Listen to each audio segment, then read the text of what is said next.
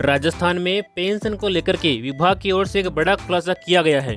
देखिए, जो फर्जी पेंशन लेने वाले थे उनकी पेंशन रोक दी गई है और जो पेंशन नहीं मिल पा रही है और इसको लेकर के आज के इस वीडियो में हम बात करने वाले हैं। देखिए, पेंशन को लेकर के बड़ा खुलासा, पेंशन फर्जीवाड़े पर भजनलाल सरकार का एक्शन, अपात्र लोगों के खिलाफ मुकदमा दर्ज करके रिकवरी की जाएगी।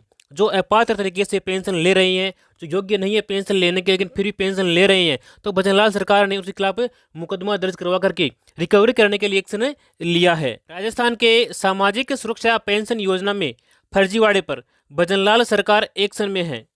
फर्जी पेंशनधारियों के खिलाफ अब सरकार कार्रवाई करेगी।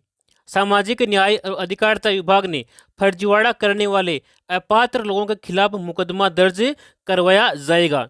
और साथ ही फर्जीवाड़ा किस प्रकार से करते हैं, देखिए, आधार कार्ड में गड़बड़ी से फर्जीवाड़ा, जो आधार कार्ड है उसमें डेट ऑफ बर्थ चेंज करते हैं और फर्जीवाड़ा करके जो है पेंशन उठा रहे हैं।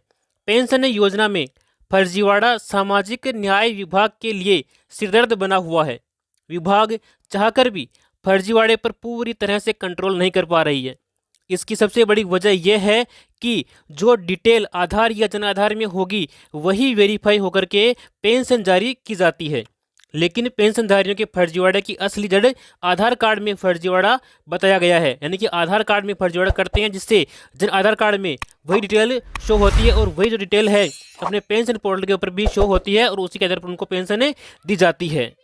राजस्थान में कई महीनों से लगभग 34,444 सरकारी कर्मचारी के परिजन वृद्धावस्था पेंशन का लाभ लेते रहे हैं। इतना ही नहीं, 4,729 सरकारी कर्मचारी खुद नियमों को दरकिनार करके योजना के लाभार्थी बने हुए हैं। साथ ही 50,000 पेंशनधारियों का इनकम का कोई क्राइटेरिया नहीं था और 3,210 का जन आधार कार्ड ही नहीं थे, लेकिन फिर भी वो पेंशन का लाभ ले रहे थे। 93,376 डुप्लीकेट पेंशनर थे इस योजना के अंतर्गत। इन सब की पेंशन बंद की गई है, जिसके बाद 94,22,000 पेंशनधारियों को पेंशन मिल रही थी,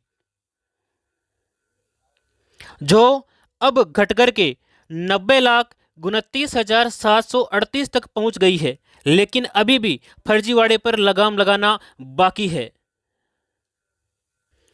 यही कारण था कि आपकी जो पेंशन है उसमें देरी की जा रही है, क्योंकि विभाग के जो कर्मचारी हैं वो फर्जीवाड़े को पकड़ने में लगे हुए हैं और जो फर्जी पेंशन ले रहे हैं उनके पेंशन बंद करने में लगे हुए हैं। तो जल्द ही आपको आपकी जो पेंशन बकाया है वो आपके खाते में ट्रांसफर की जा रही है। यानी कि लगभग जो है आधे से अधिक जिलों में पेंशन जो है वो उनके खातों में ट्रांसफर की जा रही है।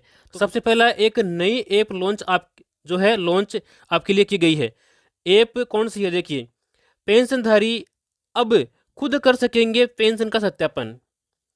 पेंशन सत्यापन के लिए राज एसएसपी ऐप आपको अपने प्ले स्टोर से अपने मोबाइल में डाउनलोड करना होगा। फिर उसके बाद में उसमें आपको रजिस्ट्रेशन पर जाकर के अपना जो मोबाइल नंबर है उस पर रजिस्टर करना होगा और फिर आप स्वयं ही अपना सत्यापन कर सकते हैं। तो ये आपके लिए एक अच्छी सुविधा प्रदान की है राजस्थान सरकार ने। आप खुद ही अब अपना सत्यापन कर सकते हैं। इसके अलावा किसान फार्मर रजिस्ट्री जो शिविर लगते हैं आपके पंचायत स्तर के ऊपर, तो वहाँ पर भी जाकर भी अपना सत्यापन करवा सकते हैं। और सत्यापन की जो अंतिम दिनांक है वो बढ़ा करके 31 मार्च तक कर दी गई है। तो आप 31 मार्च तक अपना सत्यापन करवा सकते हैं शिविरों के अंदर जाकर के। अब देखेंगे अपन पेंशन नहीं आए तो क्या करें। देखिए, सबसे पहला काम है अपन का सत्यापन करवाने का।